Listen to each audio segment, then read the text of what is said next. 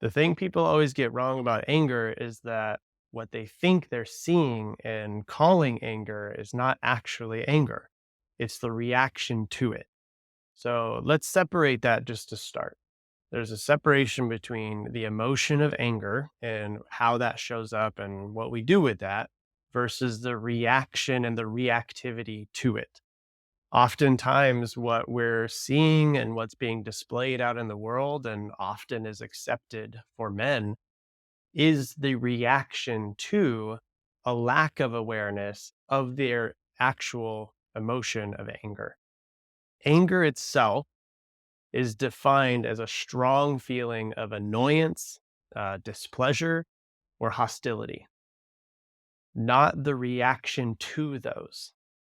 The difference that most of us get wrong is that anger is an emotion, whereas our response to it or the reactivity that most of us attribute to anger is actually just a behavior. It's a bad behavior trait. We think that that's what is actually happening.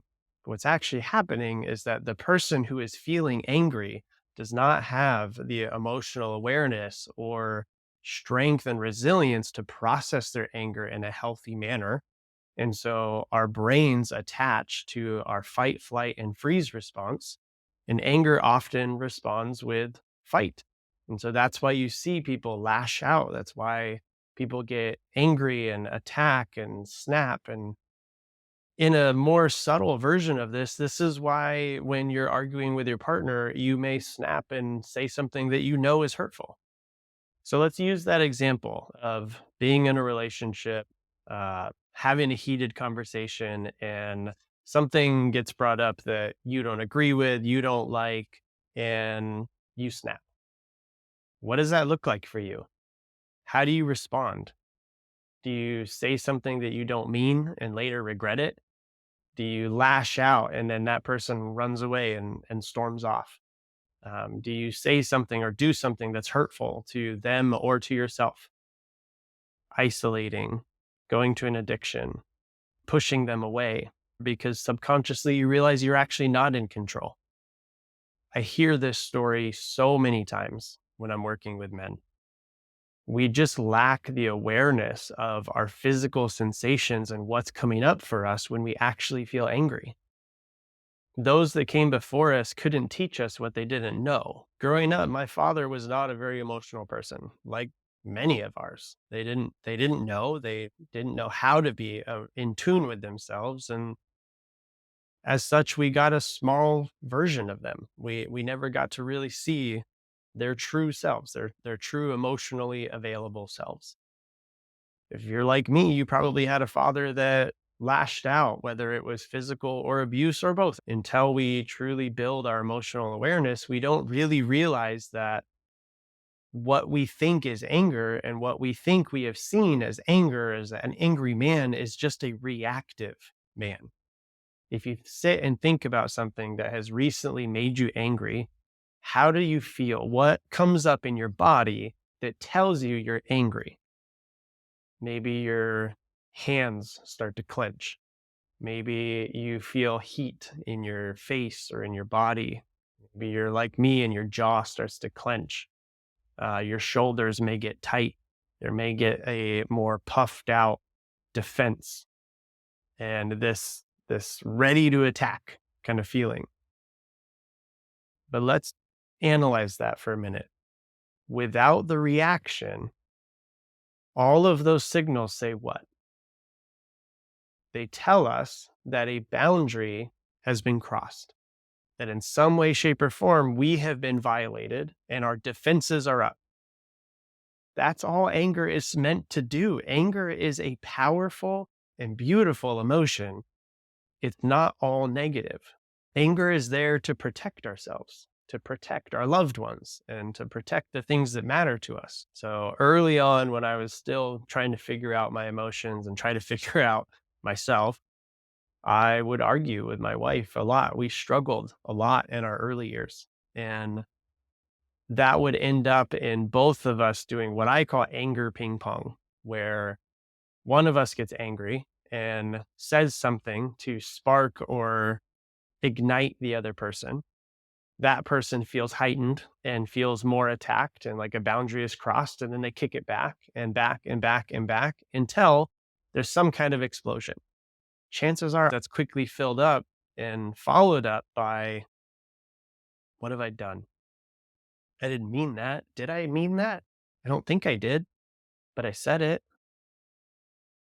That's old. Like, I haven't said that in a long. I don't think that's how I feel. And you end up in this space of questioning yourself and questioning why you did what you did.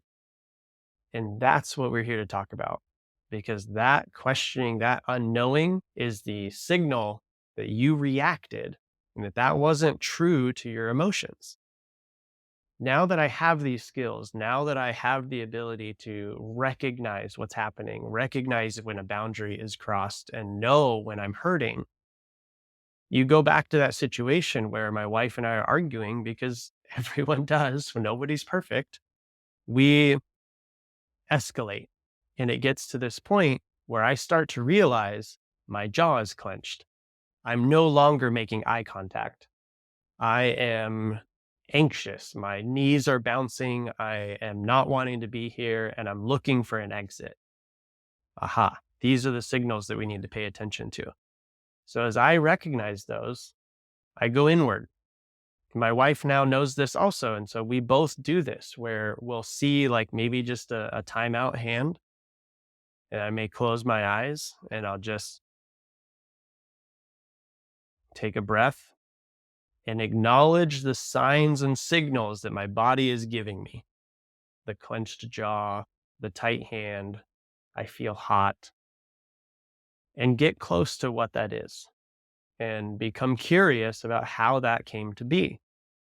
So for me, oftentimes that means that a boundary was crossed or that I felt violated in the sense that maybe her response or what she's accusing me of or saying that I did doesn't feel authentic to me.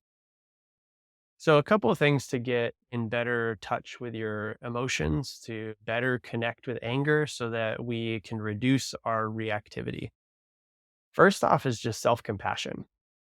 It's just understanding that we're not perfect, that we're not going to fix everything, we're not going to make everything great all the time, and that's fine. Self compassion also looks like exactly what I just modeled. It's going inward and identifying what is happening for you. That kind of compassion in self care is just giving yourself the attention that you need. Our nervous system and our bodies are constantly sending us signals trying to tell us, hey, warning sign, you're angry. Your body does not know the difference between a saber-toothed tiger and your wife and yours argument. So have some self compassion and know when those signs are coming. Slow down, build some connection with yourself, and build more awareness in your physical sensations and your physical situation. Another thing that has helped me deal with, move through, and process anger is simply movement. It's having a strategy for when something doesn't go my way and I'm struggling and I am angry, having an outlet, having something that helps me to release the energy. So, when our nervous system gets overwhelmed, especially with anger, a lot of times there's a catalyst. Anger is a very power driven emotion. And so, a lot of times, what helps, what most men do, is we move our bodies. We go to the gym, we run, we exercise. For me, that shows up as shop time. I love woodworking, as you can see from my backdrop. And that means I may use more hand tools than power tools that day. That means that I also need to separate myself and give myself some space. That means that I need to also acknowledge and express that and come to my partner and say, I'm struggling, I'm angry, and I need some time to process it. Sit with that. Because when I say that and you think about saying that to your partner, all of a sudden you're probably not dealing with anger, you're probably dealing with fear. We'll cover that another day. The point is, having a healthy relationship with anger makes us more resilient. What most of us don't realize is that our emotions and our immune systems are heavily connected. When I don't have emotional awareness and I'm not addressing the emotional fatigue and issues that I have, that also weighs on my physical and my immune system. Since developing a healthy relationship with anger and other emotions, and now knowing the signals and the signs as they kind of come up throughout the day, I'm more resilient. I'm stronger. I'm stronger for it.